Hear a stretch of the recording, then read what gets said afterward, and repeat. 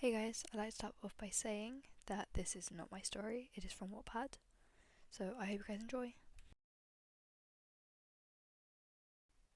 My feet pout against the stone floors, my lungs struggling to keep up, since thinking sprinting from the Great Hall to the dungeons to be a great idea. Well, I had no choice, I'm in short time here. I pray that I don't trip over my untied shoelaces as I jump down half the stairs and leap into the hallway. At the other end of the hall, Professor Snape strides towards the classroom. When he sees me, he makes the effort to attempt to beat me to the door. I slip into the room just in time and sit in the nearest empty seat. Snape slams the door, mumbling under his breath, glaring at me when he sees me seated and ready for class, but I could have sworn I saw a slight smile. I try to act as unnoticeable as possible, as attention really isn't needed, but my breathing's so heavy, I might as well die trying to get my breathing back to its normal pace. Walter, the person next to me, chuckles, passing me a bottle. I don't get who it is. I just take it and down it. I peer over to my desk partner and choke on the water out of surprise. It takes every muscle in my body not to make it obvious that I'm dying here.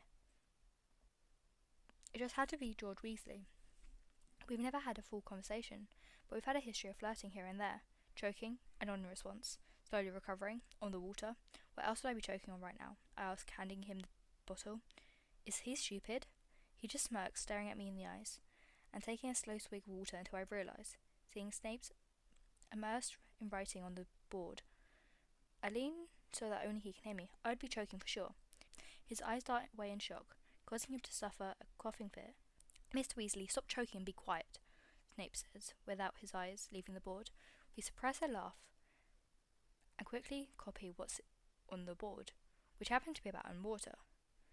Again, we've been practicing this potion for the last few lessons. Everyone's anticipating the inevitability that one of the coming lessons, Snape will test us on this, like he does with everything we learn. You know the drill, get to work, don't kill anyone, and use your brains, Snape says as everyone hurries out of their seats and towards the stations. I don't even have to reread the instructions, having mostly memorised it from the last 4 times we made this.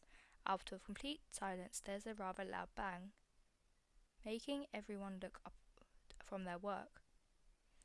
I see that a kid from my house potion had blown up in their face. It'd gone so wrong that a fireball now zoomed around the room, knocking ingredients and shattering tubes. Everyone ducked for cover.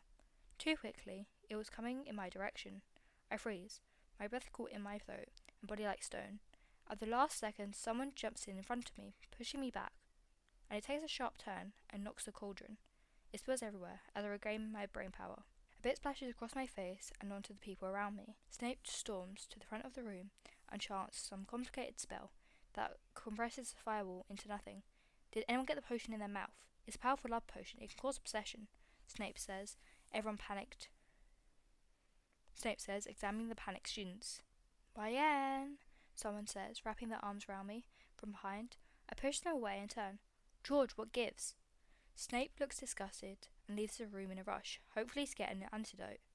I think I love you, he whispers, leaning in for a kiss. George, you're practically intoxicated right now, I say, pushing his face away with a finger. But I love you. I'll die if I can't be with you, he sulks, persisting and tries to hug me. Someone hits me in the back of the head. Ouch, I wince, rubbing where it hit. A textbook? Who threw that? I'll kill anyone if you try to hurt her, George threatens. You're trying to kiss my boyfriend, a girl says. Firstly, he's trying to kiss me, and this is George, not Fred, you idiot, I say. The girl sinks away. Are you okay, baby? Can I kiss it better? He asks, peppering the top of my head with kisses. Bottoms up, Weasley. Snape forcing a drink into his hand.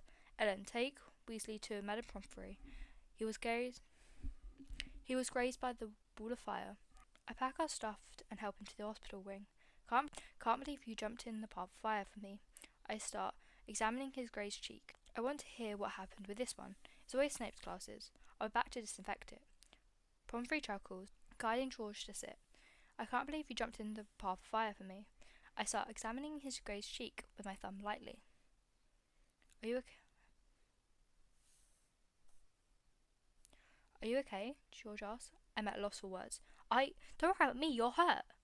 But I came onto you. Potion or not, that's not okay, he says, pulling my arm down to get me to sit across him. George, you don't need to. Ryan, I'm sorry.